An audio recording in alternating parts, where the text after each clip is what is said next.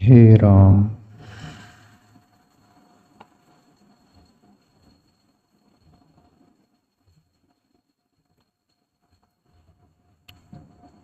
आज की चर्चा अपन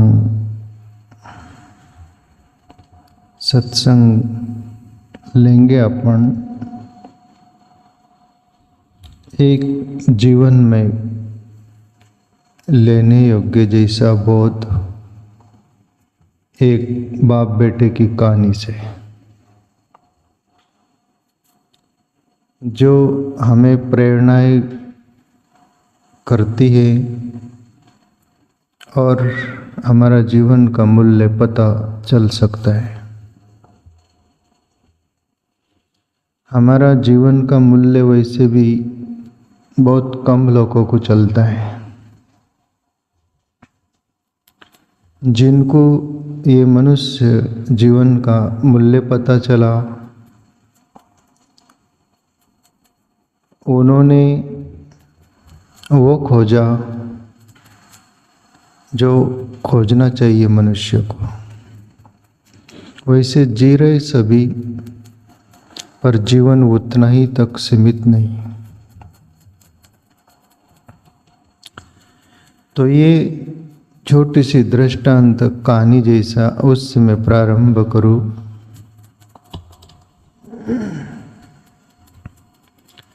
प्यारे मित्रों, एक लोहे की दुकान थी और बाप बेटे उसमें बैठे हुए हैं। उन्हीं की दुकान थी।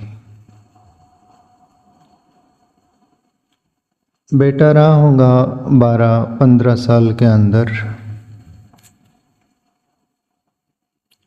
बेटा बाप से बोलता है कि पिताजी, सबकी कीमत होती है, पर मनुष्य की भी कोई कीमत होती है क्या? मनुष्य की क्या कीमत?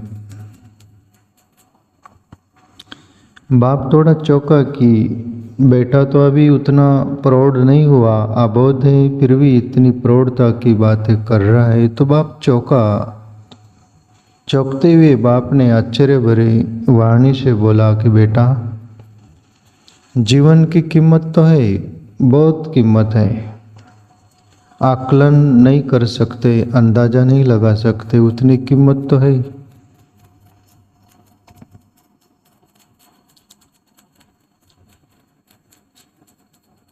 और बेटा प्रश्न करता है, जैसे बेटों का स्वभाव रहता है, वो पूछते रहते हैं नई नई बातें। जब तक उनको बोले जाने का अंदर रहता है, वैसा हुनर रहती, कुछ जिज्ञासा रहती, नए नए अभी आए हैं इस जगत में तो कुछ जानना चाहते। तो बेटा अपने बाप से और प्रश्न करते हैं कि पिताजी, मनुष्य की कीमत है, उसका आकलन नहीं कर सकते, अंदाजा नहीं लगा सकते, माना कि, पर मैं रियल पूछना चाहता हूँ कि कुछ न कुछ तो कीमत होगी। वो आप बताइए। बाप विचार में पड़ गया कि किस अंदाज में बोलना चाहिए इसको। बाप को सूझा, लोहे की दुकान थी, वो अंदर स्टोरेज रूम जो होता है उसमें लोहे की सरिया पड़ी थी, इसको बोलते राड। बाप बोला बेटे को कि एक राड लेके आ। बेटा लेके आता है। बाप बोलता है कि इसकी क्या कीमत हो सकती है। तो बेटे को जब तक मालूम था उसकी प्राइस कीमत बोला कि इसको 200-400 रुपया कुछ होगी। तब बाप बोला कि ये 200-400 रुपया की राड हुई, इसको टुकड़े टुकड़े कर कर इसके किल बनाया जाए। किले जो होते हैं, छोटे छोटे किल बनाया जाए तो इसकी क्या कीमत होगी। तो बेटा अंदाज लगाया कि किलो की कीमत ज़्यादा होती है, तो बेटा बोले कि इसकी तो 4 गुना ज़्यादा कीमत होगी। बाप बोला ठीक, बाप और बोला कि ये लोहे की राड है, इसी की घड़ी जो होती है ये चलने वाली, चाहे हाथ की हो कि दीवार की हो, कोई भी घड़ी, घड़ियाल जो होते हैं ना, वॉच टाइम, घड़ी की स्प्रिंग बनाया जाए, स्प्रिंग आती है ना उसमें, वो बनाया जाए इस लोहे की राड की, तो उसकी प्राइस कीमत बेटे क्या होगी? बेटा आश्चर्य से बोला कि इसकी कीमत तो 10 गुना ज़्यादा होगी इससे।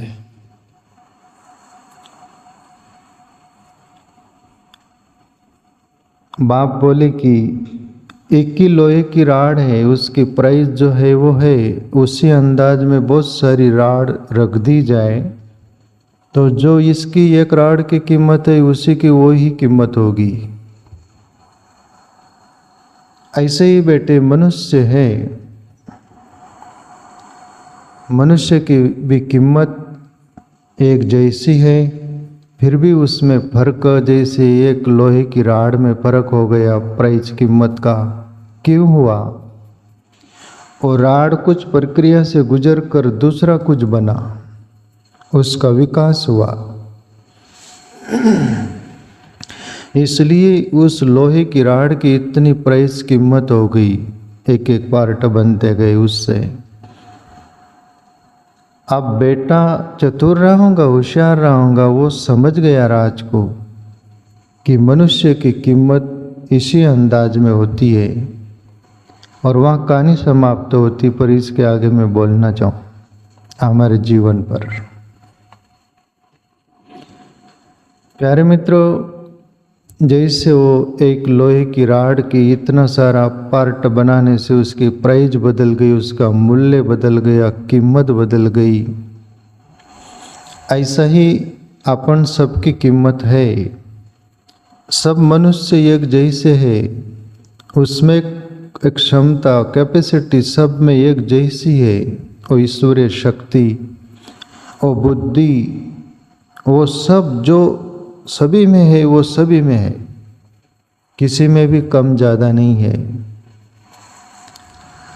पर हर मनुष्य यहाँ तो वो लड़का और एक जवाब किया था बाप को कि पिताजी मनुष्य की एक जैसी कीमत है, तो फिर यहाँ गरीब अमीर क्यों, कोई दुखी कोई सुखी क्यों? अनेक प्रकार का ये सब देखने को उतार चढ़ाव आता है, ये क्यों?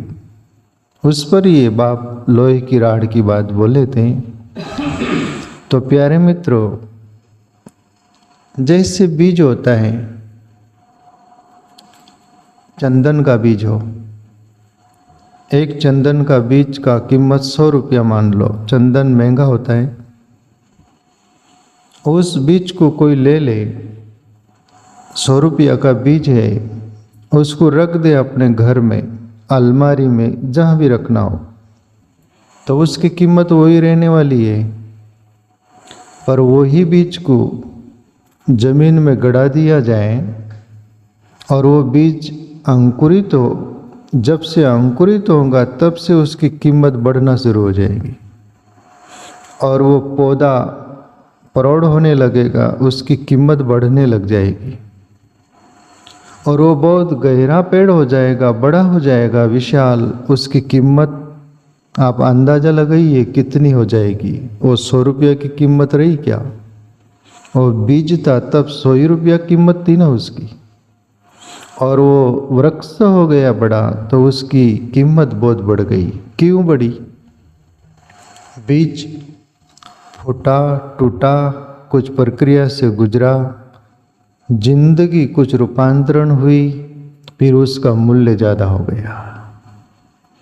ऐसा ही तुम अपन सब मनुष्य है, जन्मजात एक जैसा, सभी में सामर्थ्य है, पर यहाँ कोई भी ये भौतिक जगत में भी कोई आगे पहुंच गया,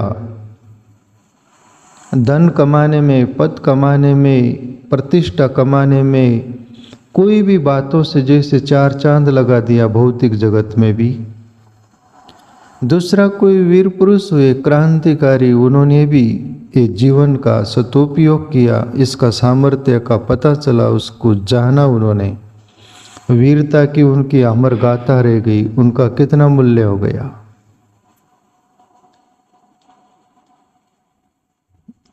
अपन देखते नहीं कि अभी मैं उदाहरण लो, जैसे प्राइम मिनिस्टर मोदी के बारे में आप सब जानते, मैं उनको ऐड करना चाहूँ।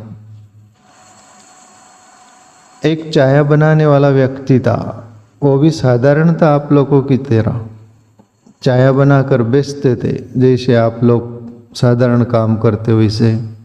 एक भौतिक जगत में भी विकास आ गई, प्राइस कीमत मनुष्य की कैसे बढ़ती है, उसका कर्तृत्व से, कुछ आगे बढ़ने से। चाय बनाने वाला व्यक्ति चीफ मिनिस्टर बना 3 बार, मुख्यमंत्री यानी चीफ मिनिस्टर, चीफ मिनिस्टर से प्राइम मिनिस्टर बना। चाय बनाने वाले की कीमत क्या थी, आप आकलन करिए, बहुत कम कीमत ना, जैसे कि हम आखते। प्राइम मिनिस्टर तक यात्रा हो गई, चीफ मिनिस्टर, प्राइम मिनिस्टर, तो आज उनका कितना मूल्य हो गया। वो भी मनुष्य था, हम भी मनुष्य हैं, उनमें और हम में कोई अंतर, फिर फर्क क्यों। कुछ किया उन्होंने, कुछ प्रक्रिया से जीवन गुजरा, इसलिए उनकी कीमत बढ़ गई। सामर्थ्य वही था जो अपने में था, उनमें भी वही था, पर उन्होंने उसकी प्रगति की, उसको विशाल पौधा बनाया। तो भौतिक जगत में भी उन्होंने कितनी अपनी जीवन की कीमत देखने को मिला। वीर पुरुषों में भगत सिंह ले लो, राष्ट्रभक्त जिसको बोला जाता, जिसकी अमर ज्योत जलते रहती दिल्ली में। भगत सिंह भी अपने तुम्हारे जैसे ही साधारण व्यक्तित्व था कि नहीं। ब्रिटिश लोग 150 वर्ष भारत में राज के, और भगत सिंह की मां को बोले थे ब्रिटिश लोग कि आपका बेटा भगत सिंह जो है, ये देश आज़ादी में वो हाथ बटा रहा है, उसको वापस ले लो, वरना हम फांसी लगा देंगे, मार देंगे, जीवन मिटा देंगे। आपके बेटे को हटा लो, हम बंगला दे देंगे, पैसे दे देंगे, नौकरी दे देंगे, उनकी ज़िंदगी बच जाएंगी। और कोई भी माँ तो चाहेंगी ना अपना बेटा बच जाए। भगत सिंह से उनकी माँ बोलती, बेटे मत करो ऐसा, मौत हो जाएंगी। ये लोग जो बोल रहे वो मान लो, माँ ने बोला, तब भगत सिंह बोले थे, माँ मैं यदि बिक गया, मेरा राष्ट्र के लिए मैं कुछ नहीं कर पाया, और मैं 2 पैसों में, सुख सुविधा में जीवन बचाने के लिए यदि मैं जीवित भी रहूँगा तो आलोचना होगी, निंदा होगी कि ये कपूत जो था, देश के लिए कुछ नहीं किया और गुलाम हो गए ब्रिटिश लोगों का। माँ मेरी भी अपकीर्ति होगी, मेरे साथ आपकी भी होगी कि कौन माँ पैदा की थी कपूत को, आपकी भी अपकीर्ति होगी माँ, इसलिए मैं राष्ट्र के लिए जीऊँगा। और फांसी पर चढ़ गए, जो घटना घटी आपको मालूम है सब। और आज भगत सिंह की अमर ज्योत जलती है दिल्ली में, राजघाट में, बराबर उधर। क्यों? तुम अपने जैसे ही थे ना हो, पर कुछ किया तब उनकी कीमत बढ़ी की नहीं। मनुष्य वो भी थे, मनुष्य हम भी है, कीमत हमारी बढ़ती है कुछ करने से। कबीर साहब बोले, साधो कुछ उद्यम कीजिए। अभी आध्यात्मिक जगत में ले लो, सिद्धार्थ गौतम, राजमहल, सभी सुख सुविधा थी, बहुत प्रकार की, कोई कमी थी क्या? वहीं तक यदि जीवन उनका सीमित रहता तो एक राजकुमार के गिनती में नाम आता, सुदोधन का बेटा सिद्धार्थ गौतम हुआ वही सिद्धार्थ गौतम ये मनुष्य जीवन की कीमत जाना कि मैं कौन हूँ। ये जो सभी लोग जी रहे वैसे ही जीवन जीने वाला मैं भी। अपने आप का पता चला, मनुष्य जीवन का कीमत पता चली और सिद्धार्थ गौतम राजमहल को ठुकरा दिया।